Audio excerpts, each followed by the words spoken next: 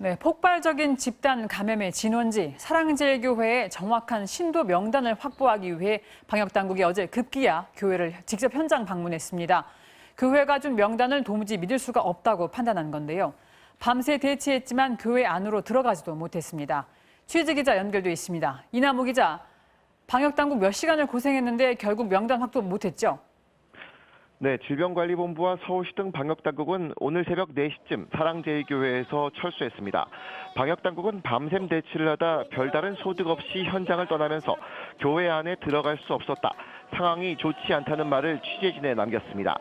어제 오후 5시쯤 교회를 찾은 방역당국은 교회 측의 비협조로 11시간 만에 철수한 겁니다. 하지만 경찰은 여전히 교회 측 관계자들과 대치를 이어가고 있습니다. 방역당국의 역학조사는 처음부터 쉽지 않았습니다. 어제 오전 10시쯤 방역당국이 한 차례 교회를 방문했지만 교회 측에서 변호사가 입회해야 한다며 조사를 거부했고 다시 교회를 찾았을 때는 압수수색 영장을 요구하면서 역학조사가 지연됐습니다. 방역당국이 신도 명단을 강제로 확보하기로 나선 건 사랑제일교회에서 확진자가 나온 지 9일 만이었습니다. 확진자가 계속 늘고 있지만 교회 측이 제출한 명단이 정확하지 않다는 판단에 따른 겁니다.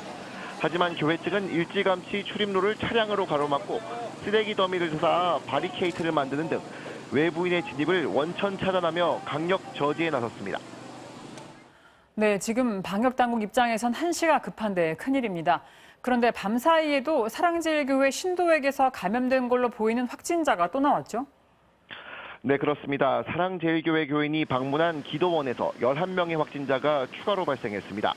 경기도 성남시는 어젯밤 중원구 중앙동에 있는 강남 생수기도원에서 성남시민 7명이 코로나 확진 판정을 받았다고 밝혔습니다. 또 인천시민 2명과 서울과 시흥에서 온 시민 2명도 이 기도원에 다녀온 뒤 확진됐습니다. 이들은 지난 14일 이 기도원에서 철야 예배를 했는데요. 여기에 사랑제일교회 교인인 확진자가 같이 있었던 걸로 확인됐습니다. 이 교인은 16일에 확진 판정을 받았는데 감염 사실을 모른 채 기도원에 갔다가 추가 전파를 일으킨 걸로 추정되고 있습니다. 또 남양주시의 코로나19 감염자 2명도 사랑제일교회와 관련된 걸로 보이는 정황이 드러났는데요. 남양주시에 거주하는 60대와 70대 2명이 사랑제일교회 관련 확진자가 근무한 구리시의 장례식장에 다녀온 걸로 확인됐습니다. 이 가운데 70대 환자는 의료기관 이송을 기다리던 중 어제 자택에서 숨졌습니다. 지금까지 인권사회팀에서 전해드렸습니다. 사랑제일교회가 수도권을 초토화시키고 있다면 광복절 광화문 집회는 전국을 떨게 하고 있습니다. 전국으로 흩어진 집회에 참가자를 파악하는 것부터 너무 어렵고 진단검사를 받게 하는 것도 힘들어 산 넘어 산입니다.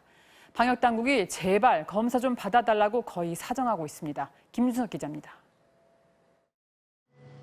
새로 늘어난 환자 288명 가운데 해외 유입 사례는 12명뿐.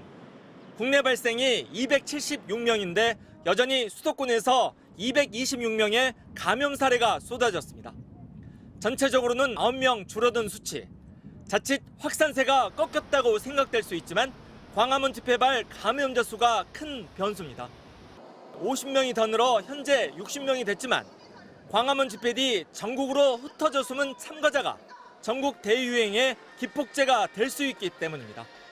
실제 각 지자체별 조사를 종합한 결과 대구에서만 버스 57대를 이용해 1,667명, 경북은 1,355명, 경남이 1,239명 등 현재 수도권을 제외하고 파악된 인원만 8,200명을 넘어서고 있습니다.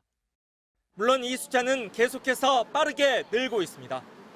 더 큰 문제는 파악된 사람들 중에서도 진단검사를 받지 않는 사람이 48%, 아직 절반 가까이 된다는 겁니다.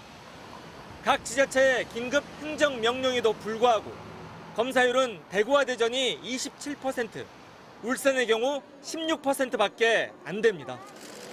그동안 대규모 재유행의 초기 단계라며 조심스러운 표현을 쓰던 방역당국은 한껏 경고의 단계를 높였습니다.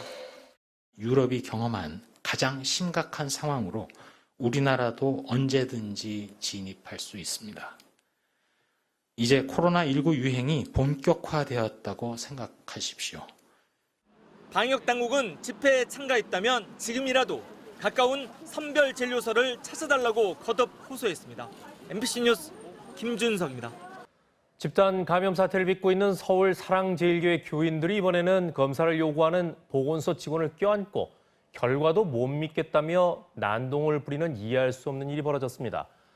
취재진 입수한 사랑제일교회 교인들의 단체 대화방에서는 휴대전화 추적을 막기 위해서 전원을 끄라는 노골적인 방역 방해 움직임도 보이고 있습니다. 홍인표 기자입니다.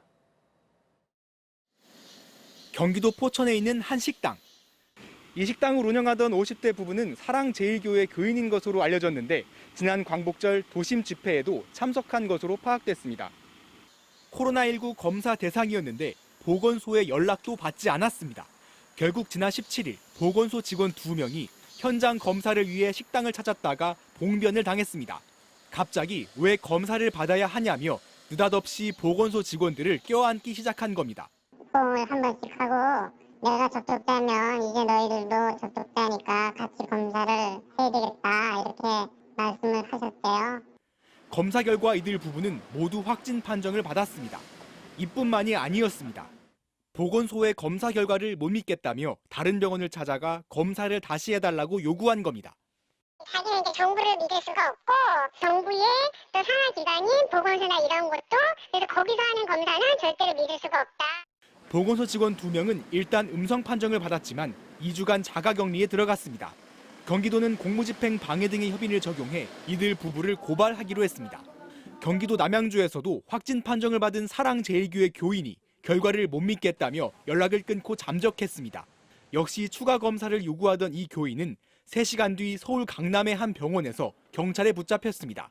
확진 판정을 받고 입원한 병원에서 도주하거나 검사를 거부하고 난동까지 부리는 상황이 잇따르는 가운데 사랑제일교회 교인들의 단체 대화방에선 교인들의 위치를 추적할 수 없게 차로 계속 돌아다닌다거나 휴대전화 GPS를 끄고 아예 배터리를 빼야 한다는 등의 조직적인 방해 움직임까지 포착되고 있습니다.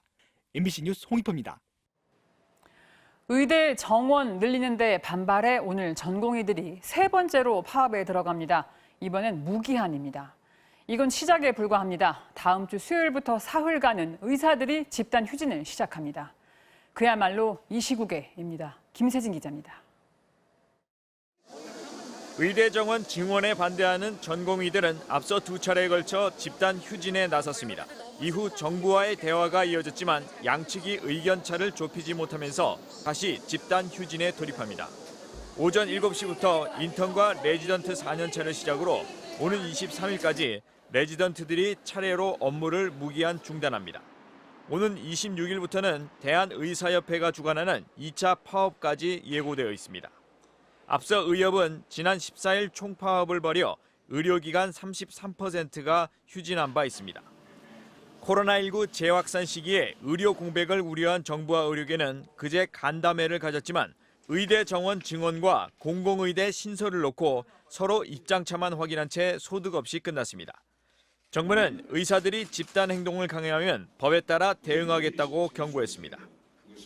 코로나19라는 위기 상황에서 집단 휴진까지 강행된다면 국민들의 불안은 더욱 커질 것이며 그 피해는 고스란히 환자들에게 돌아가게 될 것입니다.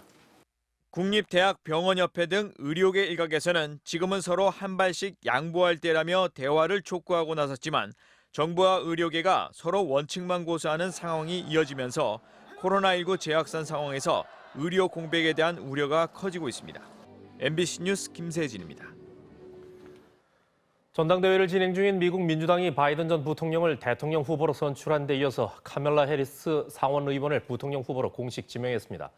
전당대회 마지막 날인 오늘은 바이든의 수락 연설이 예정돼 있는데 트럼프 대통령은 바이든 연설 직전에 TV 방송에 출연하기로 하는 등 이른바 재뿌리기 행보를 이어가고 있습니다. 워싱턴 여홍기 특파원입니다. 화상으로 진행된 민주당 전당대회 사흘째, 카멀라 해리스 상원의원이 부통령 후보로 공식 지명됐습니다. 이로써 해리스 의원은 미 대선 역사상 첫 흑인 여성 부통령 후보에 올랐고 미국 언론들은 역사적 지명이라고 평가했습니다. 해리스 의원은 수락 연설에서 트럼프 대통령이 우리의 비극을 정치적 무기로 삼았다고 정면 비판했습니다. Donald Trump's failure of leadership has cost lives and livelihoods. 흑인과 라틴계 등이 코로나19로 더 많이 희생된 건 우연이 아니라며 인종차별 종식을 위해 함께 싸우자고 호소했습니다. There is no vaccine for racism. We've got to do the work. 찬조 연설에 나선 오바마 전 대통령 역시 트럼프가 대통령직을 제대로 감당하지 못했다며 맹공을 펼쳤습니다. No interest in treating the presidency as anything but one more reality show that he can use to get the attention he craves. 트럼프 대통령은 즉각 반격했습니다. 오바마 연설 직후 트위터에 글을 올려 왜 대선 후보 경선이 끝날 때까지 바이든에 대한 공개 지지 표명을 하지 않았냐, 왜 바이든의 출마를 만류하려고 했느냐고 지적했습니다. 트럼프 대통령은 민주당 전당대회에 대한 이른바 재뿌리기 행보도 이어갔습니다.